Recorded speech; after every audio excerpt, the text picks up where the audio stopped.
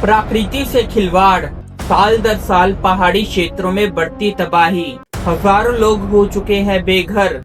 आखिर किसका कसूर, जानते हैं आज की इस वीडियो में। नमस्कार दोस्तों, मैं लवी चौधरी आपका स्वागत करता हूं आपके अपने ब्रेन बैंक यूट्यूब चैनल पर। तो आज हम जानेंगे कि हिमाचल और जम्मू में आई प्राकृतिक आपदाओं के पीछे कुछ छुपे कुछ अनूठे कारणों को।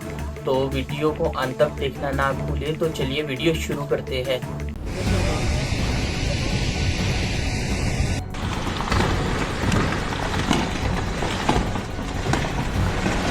जैसा कि आप लोग जानते हैं, हिमाचल और जम्मू दोनों ही राज्य प्राकृतिक सौंदर्य और एडवेंचर टूरिज्म के लिए जाने जाते हैं। दोनों ही राज्य पिछले कुछ समय से विकास की ओर बढ़ रहे थे।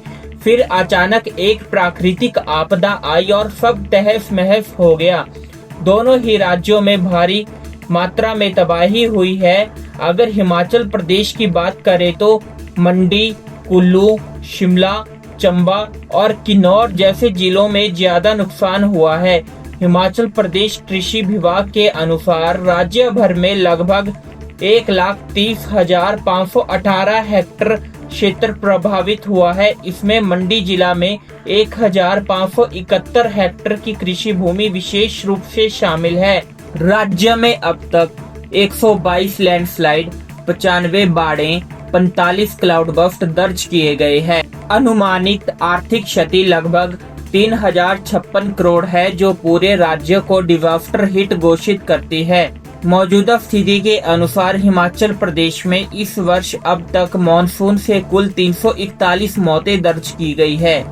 इनमें प्रमुख रूप से शामिल है मंडी जिला में 51 मौतें, उसके बाद कांगड़ा और चंबा जिले में भी उल्लेखनीय संख्या में हताहत हुए हैं।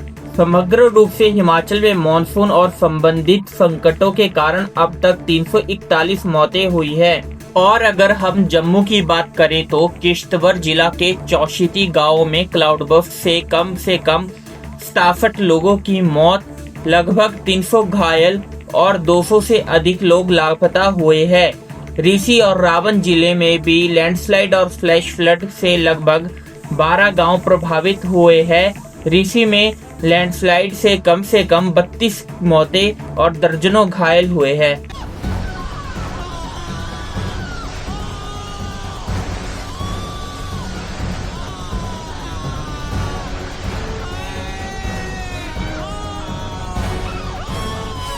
आइए अब कुछ विशेष कारण जानते हैं जिनकी वजह से ये आपदाएं साल दर साल बढ़ती जा रही है। अनियंत्रित निर्माण। क्या आप जानते हैं पहाड़ी क्षेत्रों में बिना योजना के हो रही सड़कें, इमारतें और पार्किंगों की वजह से लैंडस्लाइड और बाढ़ आने की घटनाएं बढ़ जाती है।